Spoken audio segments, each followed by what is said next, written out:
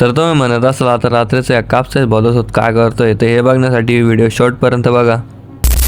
जय शिवराय मित्रांनो, स्वागत तुमचं डबल एका मिनी ब्लॉगमध्ये.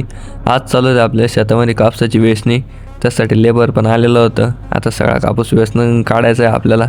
आणि मी पण माझं काम चालू केलेलं म्हणजे आपल्याला संध्याकाळचं चारावण करायचा होता. तर ते संध्याकाळचं चारावण करतो मी आता.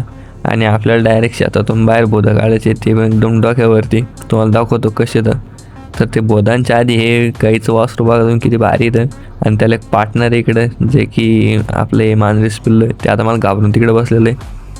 संध्याकाळ झाली होती, बोधं काढायला टाईम झाला होता आता. पण काय आता बोधं तर काढावं लागणार आहे, त्याच्यामुळे चाललो होतं आम्ही आता शेतामध्ये बोधं काढण्यासाठी. आणि मी सारखीच्या शेतात तर घुसलो, पण बोधं कुठे तेच माहीत नाही. आणि किती वेळेचं नुसतं बोधं सापडत होतो, एक बोध सापडत नव्हता.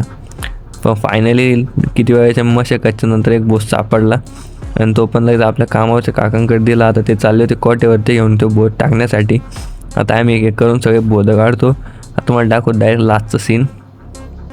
तर सगळे बोधं काढेपर्यंत डायरेक्ट एकदम अंधार झाला होता आणि एकच बोध राहिला होता. आता तो पण आम्ही घेऊन जातो. आणि तुम्ही एकदा साईडचा व्ह्यू बघा फक्त, किती अंधार एकदम भयंकर.